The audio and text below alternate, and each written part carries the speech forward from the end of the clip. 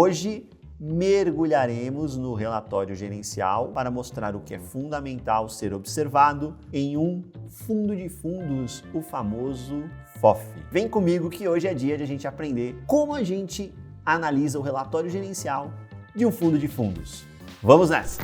Vamos lá, pessoal! Fundo de fundos ou FOF. Este tipo de fundo imobiliário tem por característica ter o seu patrimônio alocado na maior parte em cotas de fundos imobiliários. Eventualmente ele pode ter alguma exposição em CRIs? Pode, não tem problema nenhum. Mas a maior parte estará em cotas de FIIs. Ricardo, maior parte não é número. Maior parte pode ser 50%, 60%, 80%. Tem algum número que a gente observe e fale, olha, isso daqui é um FOF? Tem. E eu acho importante você ter isso em mente, porque tem uma galera que gosta de ficar fazendo gracinha por aí em rede social e fica chamando de FOF fundo que tem alocação de 15% em cota de FII, 20% em cotas de FIIs, 30% em cotas de FIIs.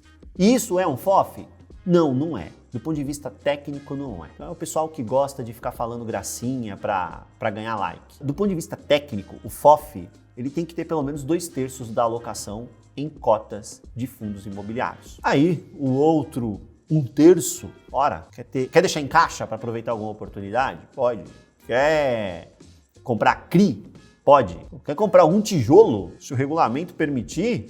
Pode. E ele deixa de ser FOF por conta disso? De maneira nenhuma. Do ponto de vista técnico, não. Tá bom? Vamos pegar um FOF agora, o relatório gerencial de um deles, e vamos entender o que é relevante, o que a gente deve observar lá. Para tal, eu peguei um relatório gerencial de um FOF, que não é nem tanto falado aí, não está entre os mais falados do mercado, sempre com aquele disclaimer básico, né? Este conteúdo ele é educacional, não é porque eu selecionei um determinado FOF aqui, que isso significa que este FOF é a recomendação deste analista. Não é para você sair aí abrindo home broker e comprar o FOF que eu estou usando aqui como exemplo, porque o exemplo é meramente educativo, tá bom? Vamos nessa, então eu peguei o fundo de fundos da Rio Bravo.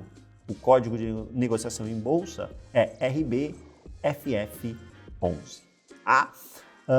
O relatório selecionado aqui é o relatório de julho. Se você estiver vendo este vídeo meses depois e quiser uma versão mais atualizada, basta você acessar o site da gestora e do fundo, lá você encontrará o relatório mais atualizado. E mesmo se você quiser estudar o histórico dele, pegar versões mais antigas, relatório de 1 ano atrás, relatório de 2 anos atrás, para entender como é que estava a alocação dele vis-à-vis a atual, mesma coisa, pode entrar no site da gestora ou também você pode entrar no Fundosnet e pegar lá. É só você jogar no Google ou Fundosnet ou então você coloca o ticker do fundo RBFF11 e você vai encontrar o site da gestora ou o próprio Fundosnet. Bem, abri o relatório gerencial aqui, tá na tela, vamos nessa, né? Tem aqui um índice legal, gosto disso, né? A gente já sabe tudo que o gestor colocou no relatório gerencial. Algumas informações sobre o fundo, importante a gente conhecer, né?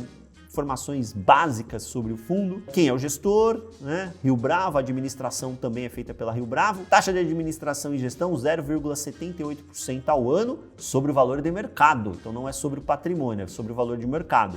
Quando o fundo está negociando com deságio, o gestor também é penalizado e o administrador porque a taxa de administração e gestão está sendo cobrada por valor de mercado. Da mesma forma que quando ele negocia com ágio, ele está recolhendo a taxa de administração e a taxa de gestão num valor acima do que é o valor patrimonial. Acho interessante esse tipo de abordagem, tem um quê de alinhamento de interesse com o cotista. O cotista fica feliz quando o valor de mercado ultrapassa o valor patrimonial e o gestor também. O cotista fica chateado quando o fundo está negociando com deságio e o gestor também porque vai receber menos taxa de administração e gestão. Tem um mínimo mensal aqui que ele coloca de R$35 mil, ajustado anualmente pela variação positiva do IGPM. Tá? Então, se o IGPM é negativo no acumulado 12 meses, não é que o valor diminui, é que ele simplesmente permanece. Até porque, vamos lá, né, gente, tem um custo mínimo para que a gestora e a administradora executem suas respectivas funções. Tem taxa de performance? Tem.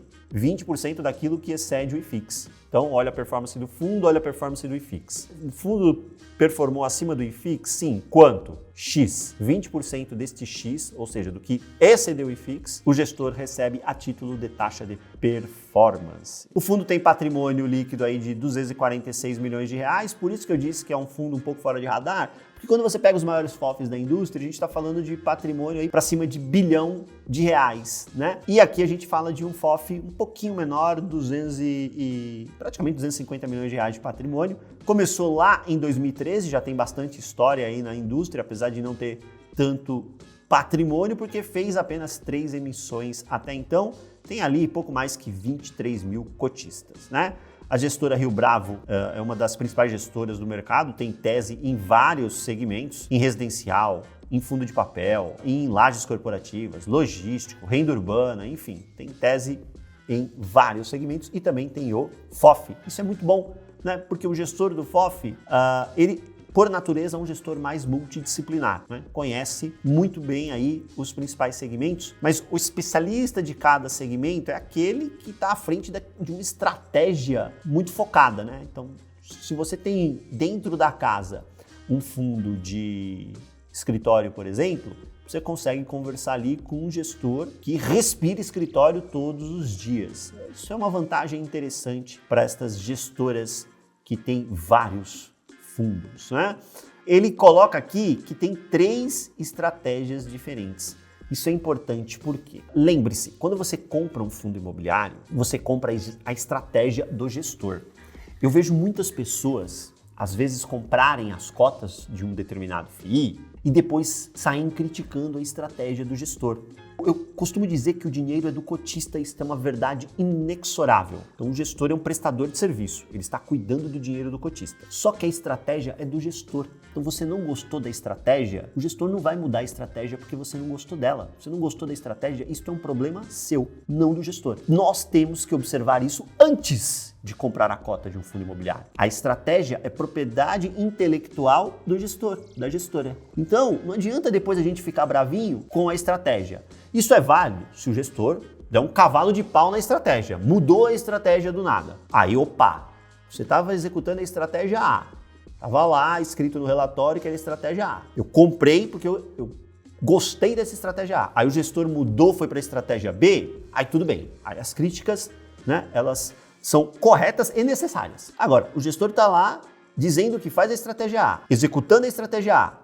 Você comprou o fundo e começa a criticar a estratégia A? Desculpa, o gestor não está errado. Errado está a pessoa que faz isso. Então, mais uma vez, o dinheiro é do cotista, uma verdade inexorável, o gestor é um prestador de serviço, só que a estratégia é propriedade intelectual do gestor. Então, você não gostou, você não é obrigado a comprar cota de nenhum fundo imobiliário cuja estratégia não é de seu agrado. Compre outro. As estratégias do RBFF. Posição estratégicas, focadas em longo prazo. Posições táticas, onde ele tenta fazer ganho de capital num prazo mais curto, e ele cita aqui curto e médio prazo, que às vezes você monta, né, uma estratégia tática para amadurecer em 1 ano, 2 anos, né? Não é aquele tiro curto de 6 meses, por exemplo. E estratégias high yield, posições de expectativa de maior retorno, porém com risco um pouco mais elevado. E aí vocês vão observar que ele determina intervalos onde ele pretende fazer a alocação dessa estratégia. Então, do intervalo X a Y do patrimônio, quero ter na estratégia focada no longo prazo. No intervalo X a Y, quero ter pedaço do patrimônio em tático. E em um outro intervalinho, X até Y, eu quero ter em high yield. A gente já vai ver isso daí. Ele fala qual é o PVP, qual é o dividend yield, e você já tem aí um monte de conteúdo de qualidade duvidosa tratando disso na internet. Não é aqui que você vai encontrar este analista focado nisso, tá bom? Aqui a gente vai para o que interessa de verdade: imobiliário, fundamento de real estate. E a gente, em se tratando de FOF, primeira coisa que eu preciso entender, já vimos as macroestratégias do gestor, mas como é que ele executa aquilo ali, né? O que é longo prazo, o que é tático? Aí a gente vem para cabeça do gestor setorialmente. Quais são os setores que ele está enxergando mais valor hoje? Porque o setor que ele está enxergando mais valor é onde ele tem ali a alocação predominante. E a gente observa que nos FIIs de shopping e varejo, ele mistura aqui, né, o que é shopping e o que é varejo, ele tem 1/4 do patrimônio alocado. É grana, hein? E vamos lá, ó. Ele tem 95% praticamente em cotas de FIIs e 5% em renda fixa, leia-se caixa. Ele não tem CRI, não tem... Esse aqui é o FOF raiz. O gestor foi lá e comprou quase 100% do PL em cota de fundo imobiliário. 1/4 disso, shopping varejo. Então, o gestor está gostando bastante aí das expectativas para esse segmento. A segunda posição são fundos de recebíveis imobiliários. Então vamos lembrar, fundo de CRI, dívida, né? Normalmente a gente tem ali yields mais interessantes do que os tijolos, mesmo quando a gente fala de high grade. Só que você tem uma expectativa de ganho de capital também menor. É uma alocação um tanto quanto mais defensiva. Mais uma vez aqui, praticamente 1/4 do patrimônio. Interessante. Então, metade do patrimônio do fundo ou é shopping varejo ou é fundo de CRI. Aí na sequência você vem logística, que tem pouco mais que 20%. E aí, batemos tudo no liquidificador aqui, 70% do fundo é shopping varejo, logística no tijolo, esses dois juntos aí, mais de 45%, fundos de recebíveis imobiliários, os famosos fundos de CRI, com 24,5%. Dá praticamente 75%. 3/4 do fundo respondidos por esses três setores. Tá aí a cabeça do gestor, né? Focados nessas estratégias. O outro 1/4 que faltou, metade dele está em escritório, 13% está ali, e o restante dividido em teses menores, educacional, híbrido, desenvolvimento, residencial.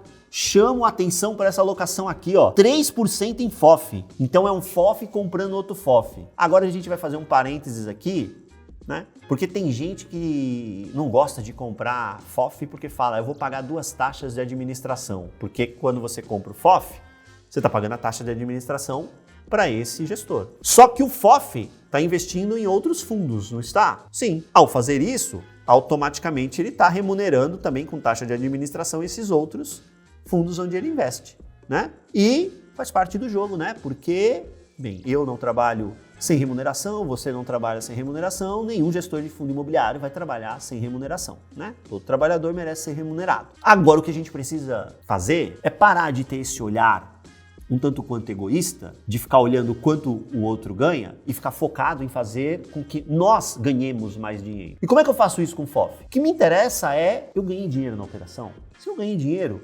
e eu ganhei de acordo com a minha expectativa, tem ali um risco-retorno super adequado para mim e trouxe de fato esse retorno, se eu paguei 2 taxas de administração, 3 taxas de administração, 4, 5, pouco me importa. O que me importa é que eu ganhe dinheiro. É com isso que eu me preocupo quando eu faço a alocação do meu recurso. É com isso que eu me preocupo quando eu recomendo investimentos para a pessoa física, que ela ganhe dinheiro. Não se ela está pagando 2, 3 profissionais para isso. É óbvio que a gente fica analisando o tamanho da remuneração para ver se está em linha com os outros pares do mercado, mas o fato de você pagar 2 taxas de administração não pode ser impeditivo para você falar, não, jamais investirei em FOF. Inclusive, na minha concepção, este tipo de produto, fundo de fundos, ele tem uma presença mais tática numa carteira de fundo imobiliário. O que eu quero dizer é que não vejo sentido de você carregar a todo e qualquer momento fundo de fundos na sua carteira. Existirão cenários em que você não deve ter fundos de fundos. Mas também a gente tem cenário que não faz o menor sentido você não ter fundos de fundos. Essa janela de 2024, onde nós estamos vivendo, o próprio ano de 2023, 2022, período em que comprar FOF faz muito sentido. Tá? E eu já vou te mostrar por quê. Então aqui a gente já entendeu o racional setorial, inclusive a Rio Bravo coloca aqui como ela está alocada setorialmente comparado com o IFIX. Então nesta barrinha verde é a alocação do RBFF e a barrinha preta é o IFIX. Então, por exemplo, em recebíveis imobiliários, o IFIX tem quase 40%. Só que o RBFF tem 24,5%. Então, ele está menos alocado em fundos de recebíveis imobiliários do que o IFIX. Imagine um mês em que o principal segmento, o segmento de destaque no IFIX foi o segmento de recebíveis imobiliários. Neste mês específico, esta fração da carteira do RBFF não vai beber com a mesma intensidade desse momento positivo. Por quê? Porque ele tem uma alocação menor. É esperado que seja isso. Por quê? Porque quando você faz a seleção de nomes ali, o chamado stock picking, pode até ser que por alguma situação você consiga compensar, mas a expectativa média é que você tenha sempre uma performance que fique, o peso dela vai ser menos relevante na carteira do que no caso do IFIX, onde o peso é mais intenso em recebíveis imobiliários. Em shopping varejo é o inverso. O IFIX tem ali pouco mais que 15% nesses tipos de fundos imobiliários, enquanto o RBFF tem pouca coisa mais do que 25%. Então, performance desses tipos de fundo pesam mais no FOF do que no IFIX. Aí ele fez isso para cada um dos segmentos, tá bom? E aí a gente vai olhar nome por nome. Mas antes de olhar nome por nome, que é esse gráfico da esquerda, vamos olhar essa tabela da direita aqui, esse gráfico da direita. Lembra que ele tinha 3 estratégias? Uma ele chamou de estratégica, que eu posso considerar um tanto quanto mais estrutural, onde ele focava em ativos para longo prazo. Aqui ele colocou, olha, o meu target de alocação, o meu alvo de alocação, lembra que eu já falei para vocês, né? Eu detesto desses termos em inglês em relatório gerencial, né? Ele podia ter escrito aqui, alvo de alocação, ele colocou o target, né? Mas tudo bem, vamos nessa, né? O alvo de alocação é ficar entre 65% e 85% do patrimônio na estratégica. Ele tem hoje 73%. Nesta data aqui, né? Base julho. Na tática, onde ele procura ganho de capital em curto e médio prazo, ele quer ter algo entre 5% e 30%. Ele tem 26%, tá mais perto ali do máximo, né? E no high yield, onde é a pimenta da carteira, vai ter momento que ele não vai ter nada e tudo bem, que ele não quer. Como é a pimenta, o mínimo ele colocou 0 para ele não ter um compromisso de a todo instante ter alguma pimenta na carteira. Se em um determinado cenário ele olhar e falar, não faz o menor sentido eu ter nada aqui com característica high yield, ele não terá. E tudo bem, porque o mínimo ali é 0.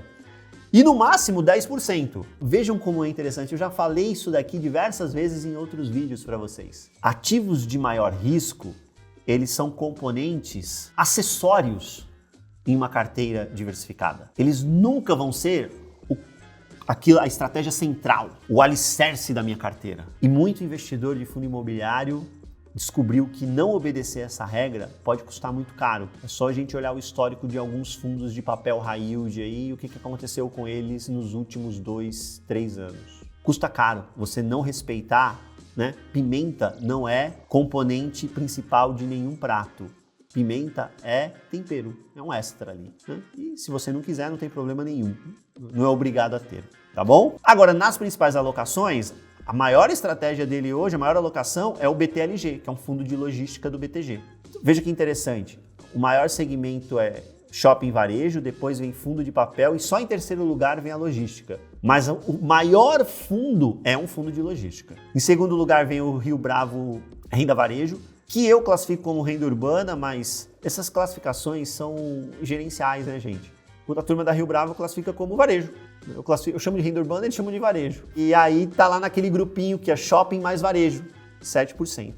O RCRB escritório é o terceiro, 6,6%. O LAS, que é shopping center, 6,5%. XP Malls Shopping, 6%. Então aqui, ó, no top 5, você tem 2 de shopping, segmento de maior alocação deles, né? O VIS, que está aqui também, é shopping center, tem um peso interessante. E aí você vai olhando cada um dos fundos. Quando a gente olha os fundos, um fator importante que a gente precisa analisar, apesar de não estar aqui de forma explícita, e aí é estudo de quem está fazendo a análise, são fundos que têm boa liquidez. Por quê? Porque um dos papéis do gestor do FOF é, em determinado momento, girar a carteira. Ele vai no mercado secundário vender cota.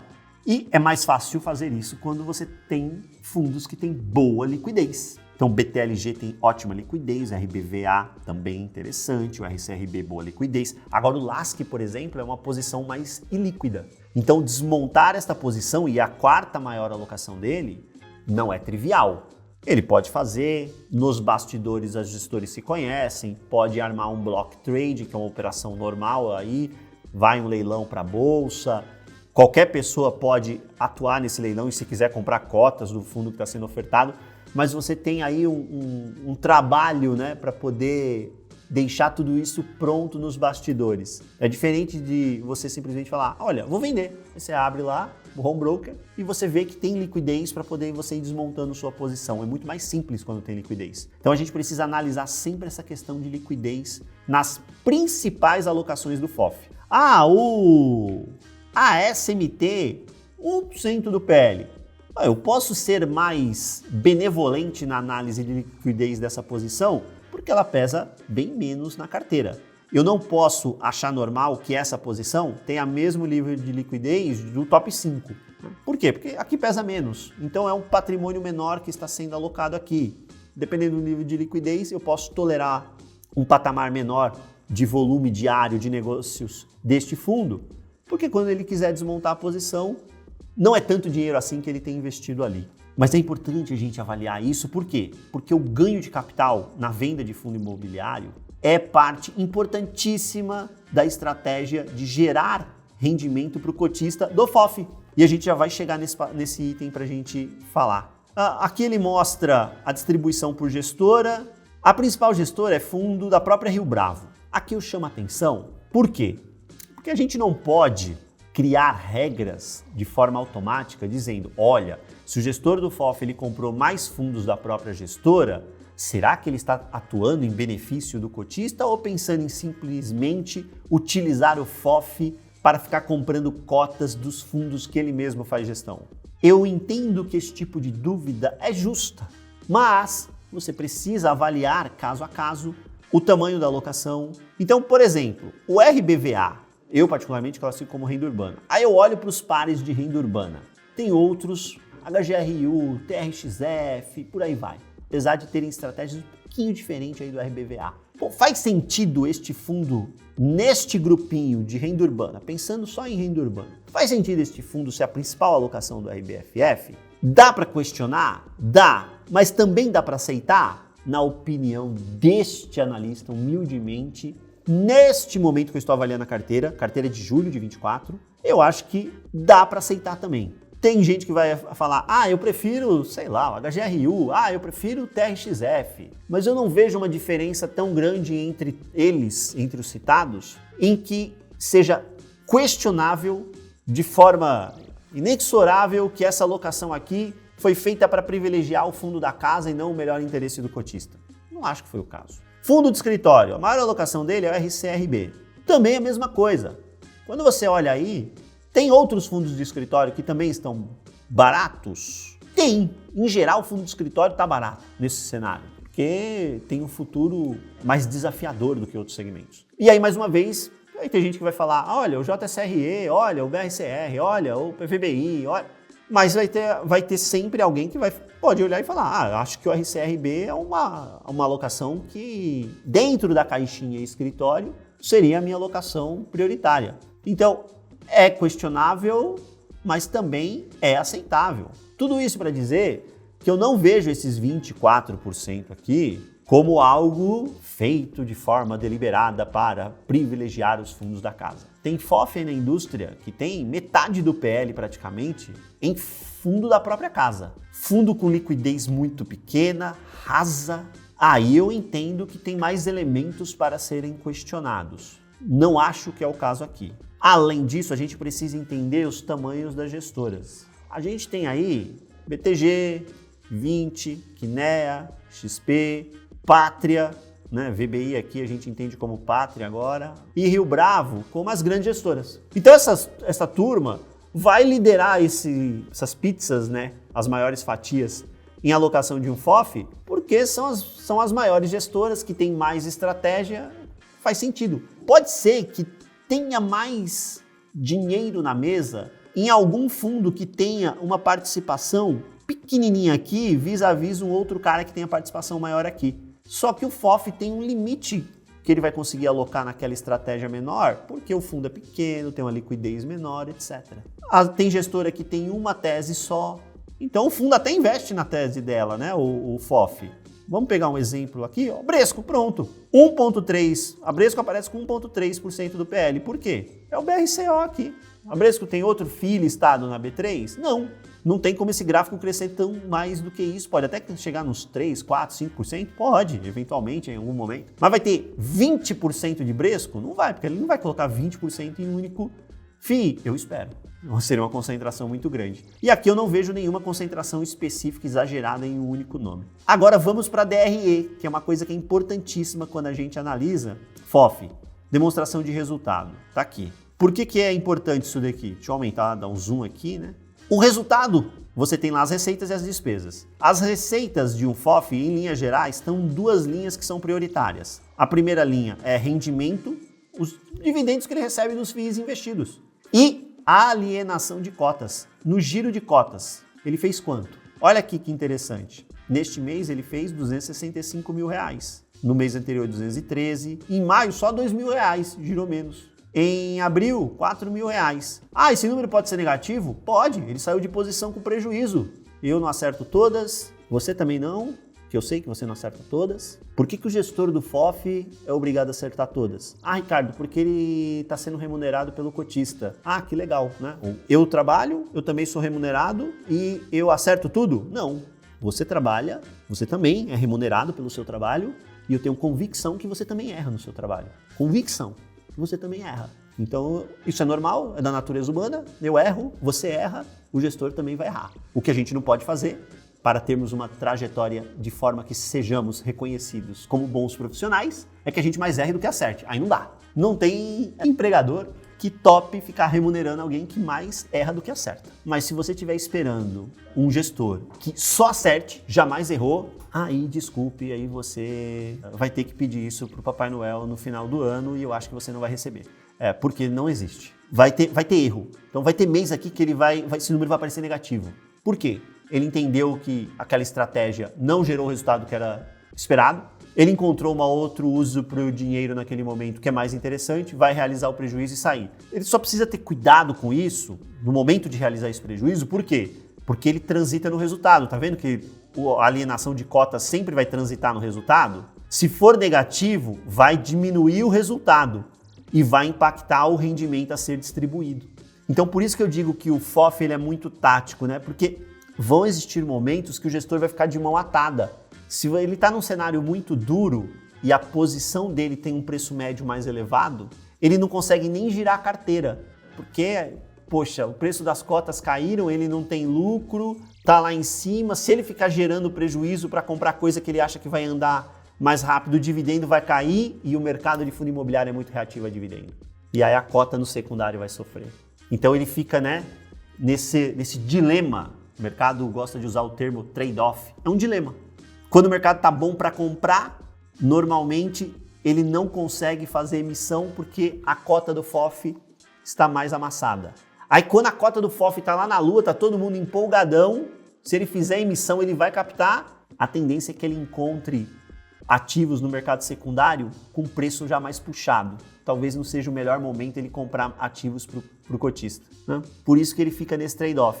E é por isso que, na minha opinião, o FOF ele tem uma alocação tática na sua carteira de investimentos. Nesse momento mais difícil, em que as cotas estão mais depreciadas dos FOFs, eu acho que é um momento interessante para a gente ir encarteirando aos poucos. Escolher um bom FOF aí na indústria e encarteirando aos poucos. Por quê? Próximo item eu já vou te mostrar, mas vamos terminar a DRE aqui. Então, maior peso sempre os dividendos. Quando você estiver num momento extraordinário do mercado, que o gestor estiver conseguindo girar muito a carteira e fazer bastante lucro, olha, eu já vi isso daqui ficar meio a meio. O que é rendimento e o que é alienação, mesmo passo, mesmo tamanho. E quando isso acontece, o teu resultado sobe, o dividendo que ele distribui sobe. É quando você está no mercado um pouco mais eufórico. Se você olhar 2019, essa foi a toada dos FOFs. Busque o histórico. Você vai ver gestores fazendo muito lucro com venda de cota, distribuindo dividendos super elevados e a cota no secundário andando para níveis de ágio absurdo. Aqui, olha, no ano, ele fez 14 milhões de dividendos e não fez nem 1 milhão em lucro, né, de giro de posição. E a gestão da Rio Bravo, que começou aqui em 2019, antes disso o fundo tinha outra gestora, né? Apesar de ter sido lançado em 2013, ele até ficou mais equilibrado, né? Não ficou tão dependente do dividendo. Até que ele conseguiu fazer bastante lucro aqui, né? Dá mais de 10%, uns 12%, 13% quando você soma os dois, a fatia de alienação de cotas, ganho de capital. Então aqui a gente vai observando o resultado da cota, quanto ele distribui, resultado, quanto ele distribui. Note que ele vem linearizando entre 50 e 51. Por quê? Essa fatia ela é incerta da alienação. Ele depende de mercado. Então quando ele pega um mês bom de resultado, ele guarda. Outro mês bom, ele foi guardando. Por quê? Ele pode pegar um mês ruim aqui. Aí ele consumiu reserva. Olha aqui, gerou 48, distribuiu 51, usou 3 de reserva. Gerou 44 para distribuir 51, ele usou 7 de reserva. De onde ele foi tirando essas reservas? Dos meses aqui em que ele gerou a mais. Ele foi fazendo reserva. Um outro dado que eu gosto, que eu acho super interessante que ele coloca aqui, tá aqui, ó. Ganho de capital não realizado por cota. Ou seja, quando ele pega todo o estoque dele, se ele vendesse todo o estoque, qual seria o ganho de capital por cota que ele teria? O equivalente a 80 centavos por cota, né? Dá mais do que um dividendo e meio do que ele está distribuindo. Então, ou seja, ele tem posição que se ele for vendendo, ele vai gerando lucro. Ele vai pilotando isso aos poucos. Esse número já foi maior e aí por condições de mercado, às vezes algum ativo que ele tem lá, alocação, caiu o preço, aí o ganho de capital acumulado diminui. Elemento importante para a gente ver atualmente nos FOFs é esse gráfico aqui, ó, o famoso duplo desconto. O que é o duplo desconto? Na minha aula de FOF aqui, eu já deixei para vocês um vídeo sobre FOF, eu detalho o que é o duplo desconto. O pessoal aí vai deixar com certeza um linkzinho deste vídeo onde eu destrincho FOF para vocês e falo do duplo desconto. Aqui você tem esse gráfico mostrando o duplo desconto. O que é o duplo desconto? A cota de mercado do RBFF é 652. A cota patrimonial dele é 65,73. Você tem que saber de onde sai essa cota patrimonial. A cota patrimonial de um FOF é o valor de mercado dos fundos que ele investe. Naquela data, a data que é julho, final de julho, peguei todos os valores de mercado dos fundos que ele investe. Lembra? BTLG, LASC, VISC, RBVA, XPMOLs. Ponderei pelo peso, cheguei no patrimônio. Dividi pela quantidade de cotas, é o valor da cota patrimonial. Cota patrimonial, 65,73. Ou seja, tem um desconto aqui. Ele está com PVP menor do que 1. A cota de mercado teria que subir 8,6 para chegar na cota patrimonial. Só que tem mais uma camada de upside implícita aí. Tem mais dinheiro na mesa. Que dinheiro na mesa é esse? Esta cota patrimonial do RBFF, ela tem potencial para ser ainda maior. Ela tem potencial para chegar a quanto? 75,84. De onde saiu esse número, Ricardo? Esse número, a gente fechou os olhos e imaginou esse número? Não. Aqui é matemática, gente. Lembre-se, a cota patrimonial de um FOF é o valor de mercado das cotas dos FIIs que ele investe. E você considera ali eventuais passivos que o fundo tem, etc. Mas, grosso modo, é isso. E essas cotas no valor de mercado, muitas delas estão negociando abaixo do seu valor patrimonial. Neste cenário de julho de 24 aqui, isso é líquido e claro. Todo mundo enxerga isso. Tem um monte de fundo negociando abaixo do patrimonial. Então, a gente faz aqui um exercício que é: e se todos esses fundos tivessem o seu valor de mercado convergindo para o valor patrimonial? Aí a cota patrimonial do RBFF iria refletir o valor que é exatamente igual à cota patrimonial de todos os fundos que ele investe, porque a cota de mercado igualou. Quando você faz todas as ponderações, você chegaria em 75,84. Teria mais 15% de upside. Juntei as duas camadas, o potencial upside é de 25%. Eu, de forma conservadora, gosto de usar a seguinte argumentação. Olha, você precisa de um alinhamento dos astros para que todos os fundos que ele investe se valorizem no secundário a ponto de bater no valor patrimonial. Então, eu posso esperar uma valorização dessa turma? Sim, mas que ela cole no patrimonial? Pode ser que demore mais, pode ser que alguns cheguem antes, outros depois. Então eu costumo dizer que a cota potencial, o retorno potencial deste FOF, ele é maior que 8,6, porque se eu acredito que o mercado vai melhorar, os outros FIIs também irão, e aí essa cota patrimonial do RBFF sobe. Então é maior que 8,6, limitada a 25,3. Pode ser 16, 17, 18, né? Não precisa bater lá nos 25, mas você tem o norte. Você já tem ali um farol, um rumo onde você enxerga até onde pode ir essa cota. No limite, no cenário mega eufórico, pode até passar disso, tá, gente? Mais uma vez, 2019, pode passar disso. Mas num cenário mais conservador, qualquer número aí entre 9% e, sei lá, 18%, eu acho aceitável para que a pessoa olhe para esse fundo e considere como um potencial upside. É importante a gente ter essa ideia dessa figura de duplo desconto. Ela aparece em mercados mais difíceis. E esse tipo de cenário, mercado mais difícil, é onde a gente deve olhar com carinho para a FOF para ter alguma posição tática na nossa carteira a esse tipo de fundo. Aí a gente chega naqueles itens que vocês adoram, né? O Dividend Yield e PVP, viu? Eu deixo para o final. Aqui, olha que interessante, a gestora deixa um guidance de distribuição. O que é esse guidance? É uma expectativa. Ela fala, olha, minha expectativa é que eu distribua até dezembro de 24 algo entre 49 centavos por cota e 53 centavos por cota. Devo ficar no 51, mas pode flutuar nesse range. É uma promessa? Não. Promessa não é sinônimo de guidance. O guidance é uma expectativa. Ele fez essas contas considerando as melhores informações que ele tem no momento. As coisas podem mudar. O PVP dele que vocês adoram, olha esse número, tá aqui, ó. Hoje é 0,92. De onde é esse 0,92? É isso aqui, né, ó. É os 60 sobre os 65 aqui, 0,92. Então tem basicamente 8% de deságio. E ele está rodando com dividend yield, ou seja, aqueles 51 centavos que ele está distribuindo ao preço de mercado aqui, que é esses R$ 60,52, anualizado na ordem de 10% ao ano, o que eu entendo ser um nível de renda bem interessante, principalmente porque a gente fala de um produto que é isento de IR no dividendo. Pessoal, acho que passei aqui por todos os principais pontos de análise de um FOF. Estratégia do fundo, setores que o gestor mais gosta, setores onde ele tem menor alocação, dentro de cada setor quais são seus nomes preferidos, eventual presença de duplo desconto, quanto é esse duplo desconto, a maior parte está na primeira camada ou está na segunda camada? A segunda camada requer uma etapa adicional de melhora de mercado e no final a gente olhou as métricas que vocês já estão carecas de saber aí, o PVP e o Dividend Yield. Conte para mim aí nos comentários, né? Se você gostou desta abordagem que a gente fez aqui neste exemplo de fundo de fundos que utilizamos. Ainda não concluímos essa jornada que eu estou fazendo com vocês do que analisar em relatórios gerenciais de fundos imobiliários.